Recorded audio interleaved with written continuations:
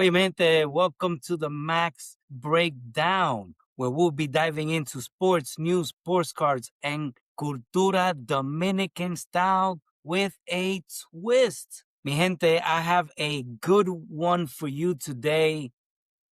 Basically, it was so good that I had chills. Chills. So basically, we're going to start off by talking about two players who don't just hoop, they uplifted the entire nation. I am talking about, ladies and gentlemen, Karl-Anthony Towns and Jose Alvarado. One New York kid and one Jersey kid with Caribbean blood who never forgot where they came from. Their impact, ladies and gentlemen, their impact goes way beyond the court. Their impact goes to their islands, to their neighborhoods. I mean, Karl-Anthony Towns isn't just Dominican by heritage. He lives it, ladies and gentlemen. This guy lives it, and he has proven this by putting his money where his mouth is. Karl-Anthony Towns in 2022 funded the construction of a state-of-the-art basketball facility in the Dominican Republic, ladies and gentlemen. Like, you really not only have to have deep pockets. This is a facility, ladies and gentlemen. You're talking about hundreds of thousands of dollars. You're not talking about, oh, I gave 10,000, I gave 100,000. Like, you're giving big bucks. Big bucks. And Karl-Anthony Towns is not just a person that just plays basketball. This guy has activated a whole community of people that need to have these things so that they can move forward. And Karl-Anthony Towns has created a community hub, a place for kids to stay safe, to stay active, and to continue to dream. He publicly said that he wanted Dominican kids to have the same opportunities that he had growing up in New Jersey. After Hurricane Fiona devastated parts of the Dominican Republic in 2022, Towns donated $100,000 to relief efforts. He said, you know what? They need it. Take this money and distribute it accordingly. He partnered with organizations to deliver food, water, and medical supplies. He also supported the Dominican Education Program and Youth Sports Initiative. Man, this guy has done so much that it sounds like, is this guy the president of the Dominican Republic? I mean, this guy is doing things that goes beyond what a lot of people with money do. Karl-Anthony Towns deserves like a national holiday in Dominican Republic. Karl-Anthony Towns actually represented the Dominican Republic in 2012. He represented in a tournament called Centro Basket, and in 2013, FIBA Americas Championship. He was only a teenager, but he chose DR over Team USA, a statement of his identity, ladies and gentlemen. I mean, how could you not root for this guy? How could you possibly not root for the big bodega Cats? I mean, drafted by the Minnesota Timberwolves, #1 pick, I believe. But he can't be in Minnesota. He is New York, the #1 hub of Dominicans, the #1 hub where Dominican Republic is everywhere in New York. Where in New York don't you find a bodega? Where? So Karl-Anthony Towns playing for the New York Knicks, it just represents so much, so much. And I personally want to thank him for every single dollar that he has contributed to that wonderful island in the Caribbean, La Hispaniola, the Dominican Republic. Cat, thank you for doing so much. His mother, Jacqueline Cruz Town, was a Dominican, was Dominican and raised him deeply, deeply in connection with the culture. So she basically was like, you know what? You're going to speak Spanish. You're going to eat arroz, habichuela y carne. I know that your dad is black and this and that, but you're going to learn about where I came from. I could only imagine, those conversations of when she would get mad and she would throw la chancleta, which is the slipper in Spanish. When she would throw la chancleta at Carl, that must have been a riot to see. So I could only imagine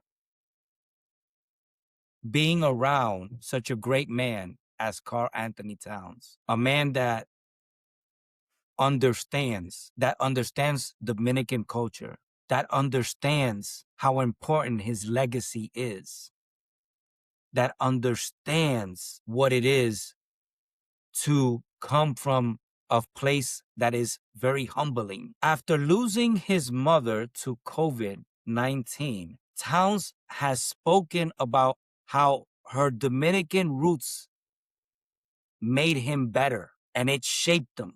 Could you imagine Karl-Anthony Towns, this 7-footer dancing bachata and merengue? Man, listen, I will pay for that.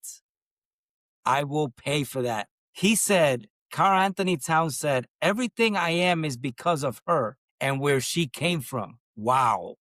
Wow. Those were his quotes verbatim. So listen, I'm going to assume he speaks Spanish and he speaks Spanglish and slang very well. I'm going to assume that. All right. Because if you're going to say that your mom shaped you, then I could only imagine you speaking with the Dominican slang. His charity work is often done in her honor, especially in Dominican communities. Wow. If Karl-Anthony Towns' deeds don't touch your heart, I don't know what does. I don't know what does. Because we're talking about a young guy that at such a young age has done so much for the community. I mean, this guy is tremendous. And I could only hope that one day I'll be able to talk to him and just be around him. I mean, sounds like a very, very great guy. I could only imagine Karl-Anthony Towns in an interview in Spanish. I could only imagine, him visiting Dominican Republic regularly, supporting Dominican athletes, artists, and other causes. Karl-Anthony Towns isn't just Dominican by blood. He is Dominican by action. By action. I mean, what else can I possibly say about such a great, great man that has just done so much, for his community.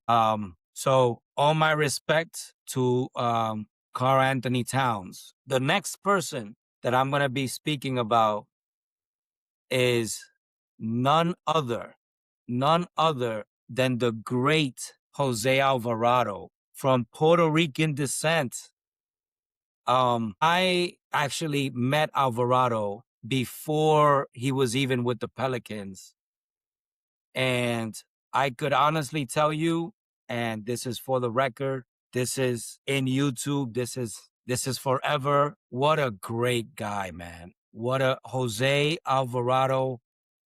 I met him in Georgia, where I'm from, where I live. And I could tell you that he is such a great, great guy. He he might come across on TV as maybe a little bit of a show off. I don't know, but he is very far from it. Very humble, very loving, very aware of where he comes from. So I first want to say, Jose, I have all the love in the world for you. Those times that we spent, talking it up and talking about the future and, you hoping that the Pelicans will give you a shot. And I think that at the time you were going to go to the G League. And I know you were nervous. But I told you you will be fine, and to never forget that what you already had accomplished, you're gonna translate it to the next level because of your hard work. At the time, Jose Alvarado was working out twice a day at a place called The Egg, if I'm not mistaken. It's like a training facility in Canton, Georgia. And when I would come to see him, he was tired. He was beat. He wanted to like take a nap. So Jose Alvarado, much love. And I root for you. And even when you were with the Pelicans, I would, tune into the Pelicans and I would watch you, and tons of love for you, man. But Jose Alvarado is the definition of never forgetting where he came from. Jose Alvarado in 2022 committed to the Puerto Rican national team. He played in the FIBA World Cup qualifiers, instantly became a fan favorite. I mean, everybody knows why. This guy's energy is infectious. His tenacity, his ability to just win. This guy is a winner. He won in Georgia Tech. He won with the Knicks. His energy, his defense, his passion fits perfectly with that Puerto Rican basketball identity. Alvarado said, I'm proud to represent my people. This is my home. This is what he said while he was in Puerto Rico. Born and raised in Brooklyn, Alvarado constantly returns to his neighborhood. Every year, Jose's in New York. It's just a matter of you catching him in the summer. But he's in New York. He loves, going to his stomping ground. He runs a youth camp, gives away gear, and speaks to kids about staying focused. There's so much distraction. And Jose talks to the youth about staying focused. One of the questions that I actually asked Jose when I was around him was, how did you stay focused, with so many craziness? And he just said, look, I just loved basketball. And to me, that was my gateway.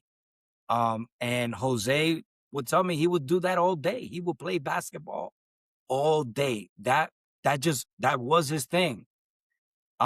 He is known for pulling up at the local gyms, um, unannounced, just to hoop with the community.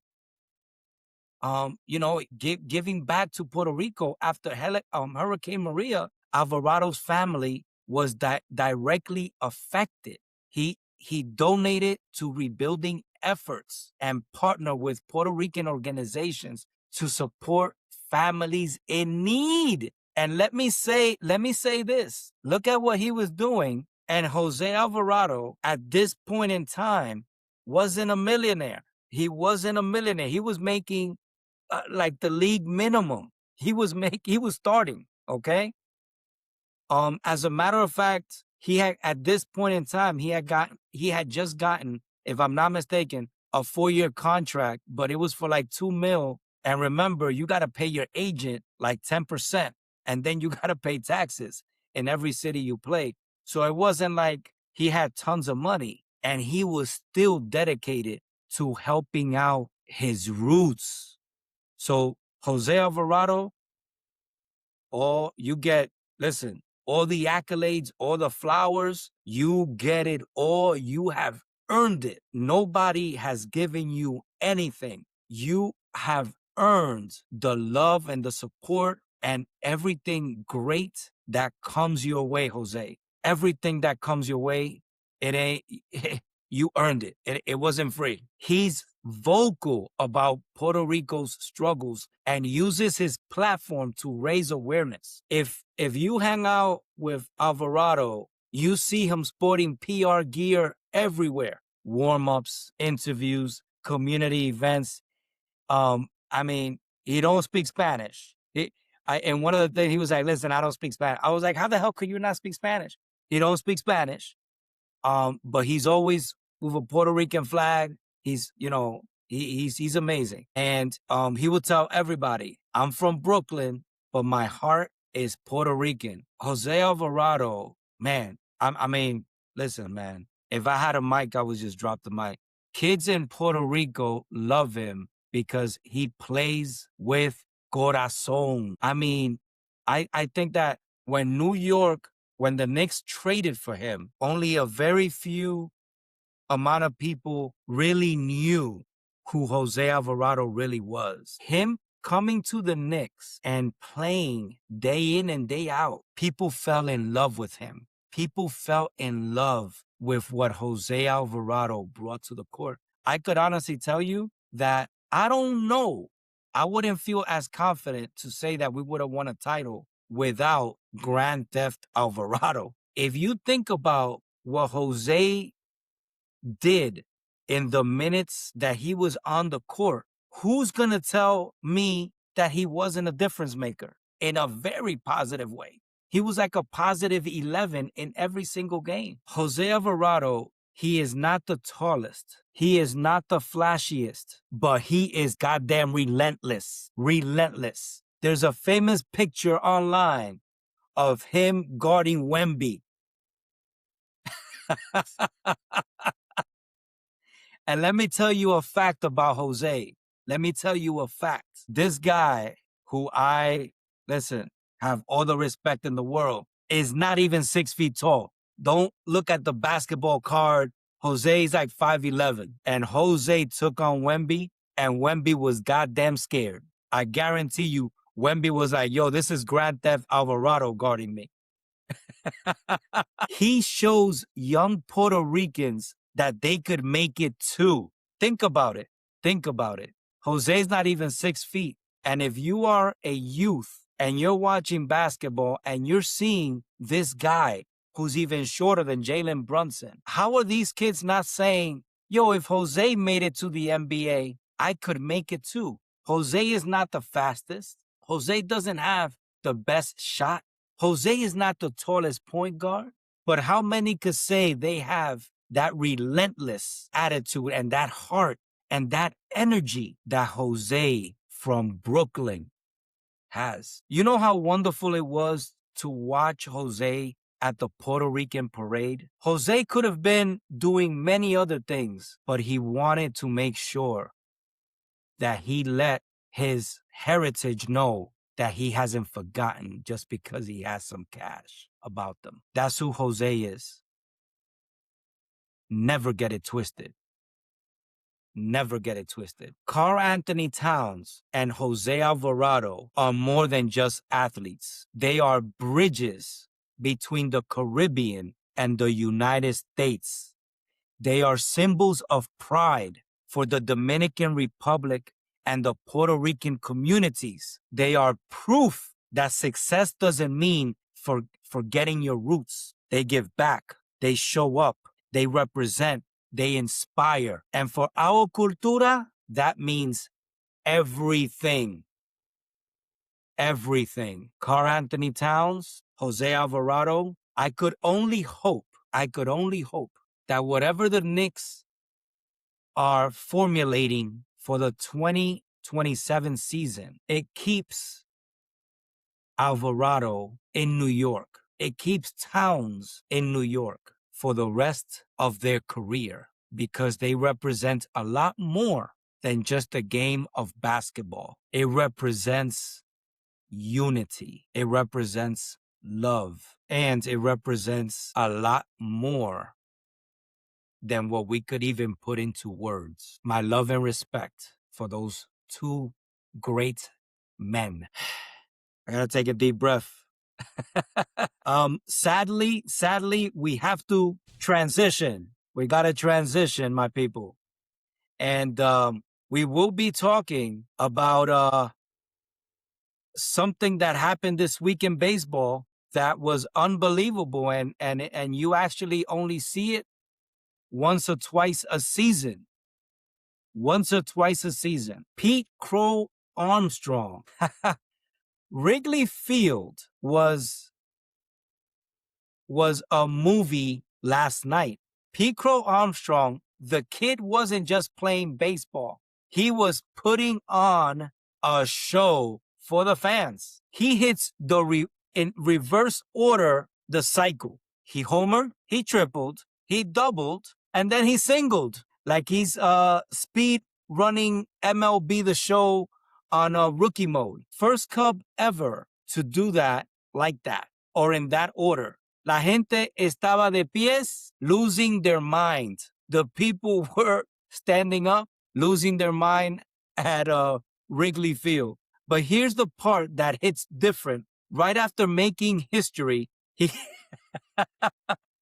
listen, I can't make this up. He gets picked off first base. Come on, man. Un error feo. A year ago, that might have messed with his head. Pero este año, nah. This version of Pete is built different. He comes back, he breathes, locks in, and delivers a clutch sac fly to keep the Cubs alive. That's maturity, my people. That's growth. That's a dude learning how to handle the moments instead of letting the moments handle him. And then Chicago walks it off again. 9 walk-offs this season already. Wrigley Field this season, 2026 season, is basically a telenovela with cleats at this point. It's a soap opera at Wrigley Field this year. So yeah, the cycle is historic, pero the response of after that mistake, that's part of telling you what he's becoming. A real player, a real threat, un tipo con corazón. So Pete Crow Armstrong, you're a funny dude, man. You're a funny dude. This is a guy that was with the Mets. Ouch. I'm throwing at the Mets. He was a Met and then he got traded to the Cubs, and he's been that guy for the Cubs. He is that rare 5-tool player. Amazing player. But now we're going to transition one more and last time. Boom. And we're going to be talking about a little bit of NFL because we got some news this morning that, Rashid Rice, Rashid Rice is something else. A 26-year-old explosive talent, Super Bowl champion, just walked out of the Dallas County Jail after serving 30 days for violating probation. Like I just don't understand. I just don't understand why if you have the job that you have, if you have the public personality that you have, that you're in the limelight and this, why will you violate your probation? And, this is not for a new crime. It's not for violence, thank God, but for testing positive for THC while already on probation for a major car crash that injured multiple people on a Texas highway. This is the part that people forget. Probation isn't freedom. It's a contract, and Rice broke it. He was booked on May 19th, and today he walked out, head down, sprinting past reporters into a waiting SUV. No words, no statement, just a man trying to get out of the spotlight for a second. I just don't get it. But here's where the story gets complicated. About a week before he was sentenced, Rice has surgery on his right knee, cleaning out debris that had been causing him inflammation. His lawyers asked the judge to let him receive treatment at Parkland Hospital while serving his sentence and the judge approved it. Okay, that was good. Andy Reid even said the Chiefs training staff was coordinating with the jail to make sure Rice could rehab properly. That's wild, right? But when you think about it, most people don't get that kind of access. But this is the NFL, and Rice is valuable. I mean, he's the number one target for Patrick Mahomes. So Rice missed all voluntary offseason workouts, all mandatory mini camps, every rep that the Chiefs needed after a 6-11 disaster season. 6-11. Who would have thought that? But Andy Reid, he's still expecting Rice to show up on time for training camp in late July. In an interview, Reid said, "Life lessons are important, but we're all given chances to learn." But we all know what that means. You better not mess up again. Because that in reality is just coaches speak. That's basically saying we need him. We're not giving up on him, but he better get his act together. And you know what? The numbers back it up. At the end of the day, the numbers back it up. 156 catches, 1,797 yards, 14 touchdowns, a Super Bowl contributor. Only 28 games in 3 seasons because of suspensions and injuries. But when he's on the field, he's a weapon. When he's off the field, you know what he is? He's a headline, and not in a good way. This all stems from a high-speed chase where he crashed onto a Dallas highway where multiple people were injured. Rice wasn't a passenger. He was involved. He was responsible and placed on probation because of it. And testing positive for TCH violated that probation. That's why he served the 30 days. This wasn't just the NFL punishing him. This was the legal system, and rightfully so. This is the moment where careers go either 2 ways. Path A, you learn, you grow, you mature, and become a comeback story. Or path B, you keep slipping, and the league moves on without you. Rice is standing right at that fork. He's got the talent. He's got the opportunity. He's got the team support, but he's also got a record now and a spotlight, and it won't turn off. Andy Reid is on the record for saying this is not an easy thing he's going through. This isn't just football. This is a young man dealing with legal pressure, public scrutiny, injury rehab, and the weight of expectations. You know, Patrick Mahomes is like, you better be ready because I ain't getting sacked because you can't be where you're supposed to be. And sometimes that's heavier than any defensive back he'll ever have to face. Rashid Rice walked out of jail, but the real question is whether he'll walk into training camp as the same player or a better man. The Chiefs need him, Mahomes needs him, but more importantly, he needs himself to get right because talent gets you into the league, but discipline keeps you there. Remember that.